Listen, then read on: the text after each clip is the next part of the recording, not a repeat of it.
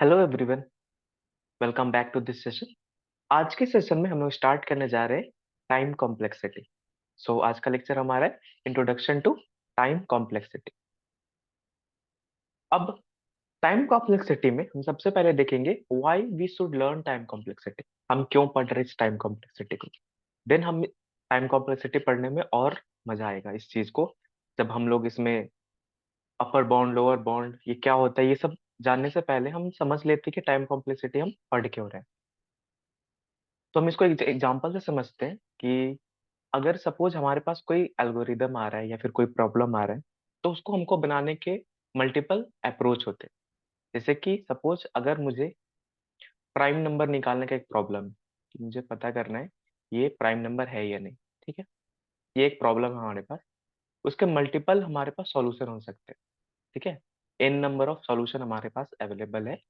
तो अगर सपोज यहाँ पे सॉल्यूशन वन है, ये सॉल्यूशन टू है, सॉल्यूशन थ्री, उस टाइप से मल्टीपल सॉल्यूशन हमारे पास यहाँ पे मौजूद है। हम किसी भी अप्रोच से प्रॉब्लम को फाइंड कर सकते हैं, उसका सॉल्यूशन निकाल सकते हैं। ठीक है, प्राइम नंबर निकालने का।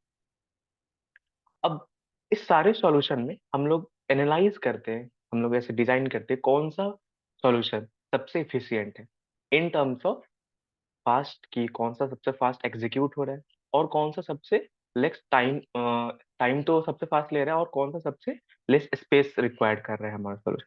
उसको हम लोग मानते हैं ये हमारा सबसे परफेक्ट सॉल्यूशन। मतलब ये दो पैरामीटर पे हम लोग एनालाइज करेंगे अपने सॉल्यूशंस को कि कौन सा सॉल्यूशन हमारा टाइम के अकॉर्डिंग सबसे फास्ट एग्जीक्यूट हो रहा है और सबसे कम स्पेस रिक्वायर कर रहा है। ठीक है, तो हमने जैसे S1 S2 S3 number of solution अगर किसी प्रोग्रामर ने दिए तो हम एनालाइज करेंगे। अगर सपोज कि इसको S2 हमारा सबसे इफिशियंट हमारा सॉल्यूशन निकल के आ रहा है, तो हम इसको एनालाइज करेंगे। और अगर मुझे लग रहा है कि S2 सॉल्यूशन सबसे सही है, सबसे फास्ट एग्जीक्यूट हो रहा है, तो हम लोग इसको क्या करेंगे, अपने इम्प्लीमेंट करेंगे। किसी भी कोड में हम इम्प्लीमेंट कर सकते हैं इसको।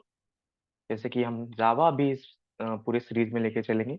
अब C++, बहुत सारे लैंग्वेज को आप यहाँ पे यूज कर सकते हैं। तो यहाँ पे टाइम कॉम्प्लेक्सिटी मैटर करता है। एक और एग्जांपल लेके चलते हैं, उससे आपको और क्लिफाई होगा कि हम टाइम कॉम्प्लेक्सिटी बहुत इंपॉर्टेंट रोल दिखाता है जब हम बिगर प्रॉब्लम को सॉल्व करते हैं। यहाँ पे एक एग्जांपल लेते हैं। सपोज हमारे पास एक इनपुट फील्ड है, और इसमें हमें इनपुट गिवन है 7 5 1 2 4। ये रैंडम हमारे पास कुछ इंटीजर वैल्यूज, और हमें इसको सॉर्ट करके हमें आउटपुट कुछ इस टाइप से देना है, 1 2 4 5 देन 7। ठीक है, ये हमारा नॉर्मल रैंडम था एरे ऑफ इंटीजर, और ये हमें सॉर्ट करके इसको आउटपुट में इस टाइप से देना है।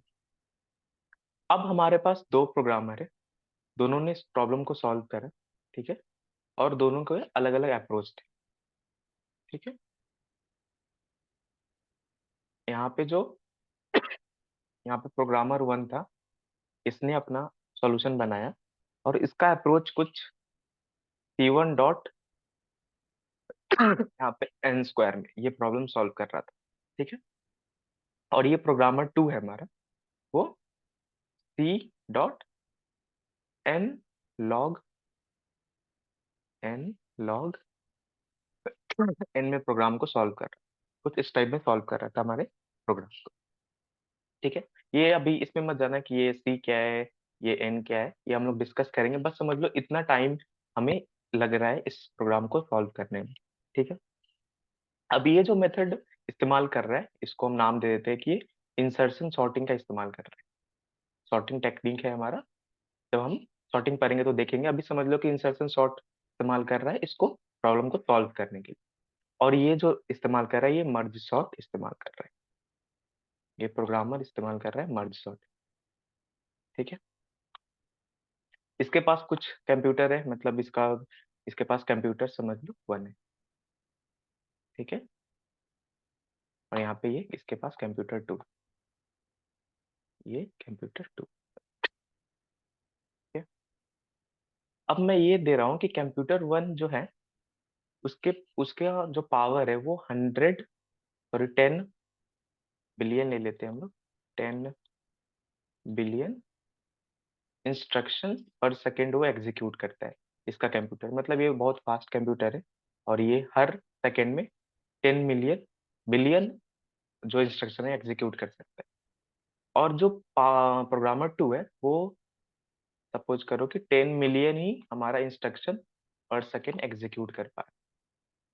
ठीक है, 10 मिलियन इंस्ट्रक्शन पर सेकेंड हमारा एग्जीक्यूट कर रहे हैं।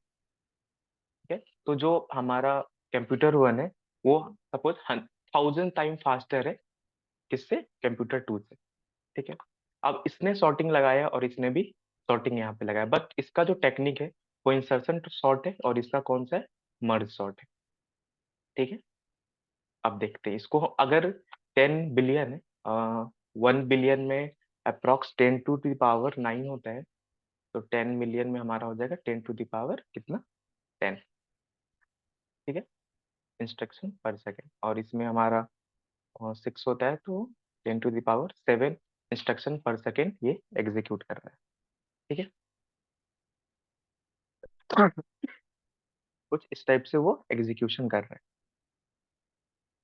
अब क्या करते हैं, हम लोग इसको सॉल्व करते हैं कि अगर मैं यहाँ पे एन, जो एन है उसका हम वैल्यू ले लेते हैं कि सपोज मुझे जो इनपुट है अभी, यहाँ पे जो इनपुट मैंने दिया था 1 2 3 4 5, अभी छोटा इनपुट है, हम इसको थोड़ा बड़ा करते हैं। छोटे इनपुट के लिए नहीं देखते, इसका इनपुट हम लोग बढ़ा के 10 टू द पावर 7 कर देते हैं। ठीक है ना, इतना बड़ा नंबर को हमें सॉर्ट करना है। ठीक है ना, इतने हमारे पास एलिमेंट है, इसको सॉर्ट कर रहे हैं हम। ठीक है, तो कितना टाइम लगेगा, इस प्रोग्रामर वन और प्रोग्रामर टू को अलग अलग हम लोग डिफाइन करें। और मैंने पहले बता दिया कि कंप्यूटर वन है इतना इंस्ट्रक्शन पर सेकेंड एग्जीक्यूट कर पा रहा है, और ये जो है इसका कंप्यूटर बस 10 मिलियन ही करवा पा रहा है। ठीक है, तो जो कंप्यूटर वन है वो फास्ट है कंप्यूटर टू से, कितना टाइम, अप्रोक्स 1000 टाइम्स क्या है, फास्टर है कंप्यूटर वन। अब देखते हैं, सपोज कि एन हमारा 10 टू द पावर 7, मतलब इतना हमारे पास क्या है, एन की वैल्यू है, इनपुट की वैल्यू। और ये यहाँ पे जो सी आप देख रहे हो वो सब जो कांस्टेंट है, कोई भी आर्बिट्री कांस्टेंट है, मैं आप खुद से एज्यूम कर सकते हैं। ये सी एक कांस्टेंट है, और ये हमारा कॉम्प्लेक्सिटी है, टाइम कॉम्प्लेक्स। इसमें नहीं जाते हैं डीप, अभी समझ लो ये टाइम में कुछ हम, मैंने फंक्शन के टर्म में टाइम कॉम्प्लेक्सिटी लिख दिया है, ये दोनों चीज। ठीक है, अब देखते हैं इसको हम कैसे इसका पर आवर का निकालते हैं कि कितना आवर में एग्जीक्यूट होगा और कितना आवर में ये एग्जीक्यूट होगा, अगर हमारे पास एन 10 टू द पावर 7 है। अब देखो यहाँ पे अगर एन का value C into N square है, और यहाँ पे क्या है हमारा, इसका सी एन है लॉग टू एन।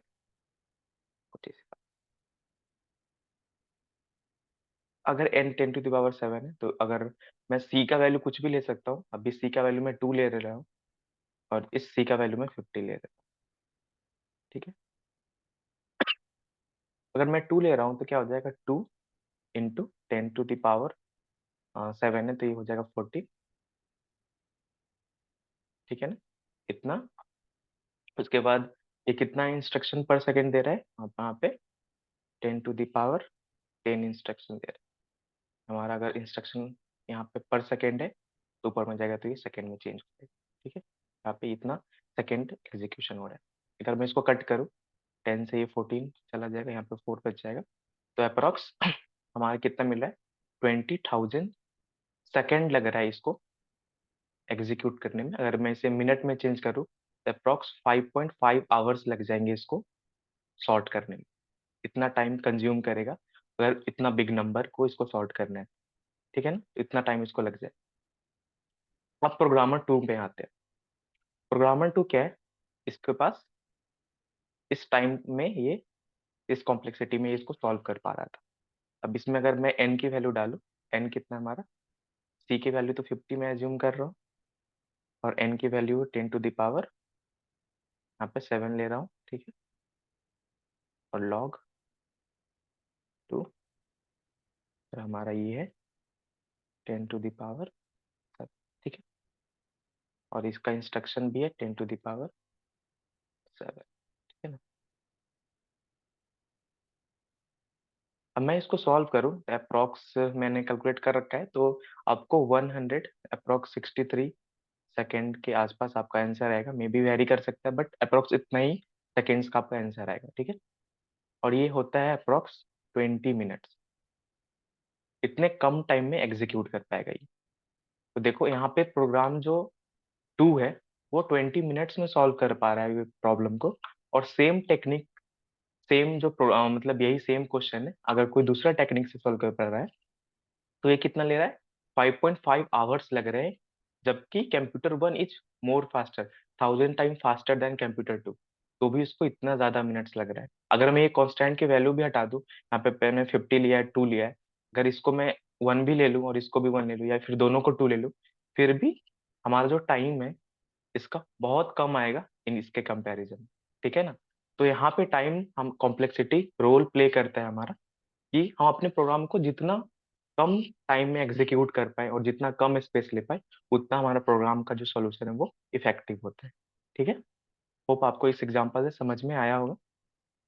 तो इसका आंसर आपको मिल गया होगा, we want a solution which requires less time to execute and requires less space, ठीक है। तो आज के सेशन में इतना ही। नेक्स्ट सेशन में हम लोग देखेंगे व्हाट आर एसिम्प्टोटिक नोटेशंस, इसको हम लोग कवर करेंगे नेक्स्ट सेशन में। तो आज के लिए इतना ही। थैंक यू, मिलते हैं अगले सेशन में।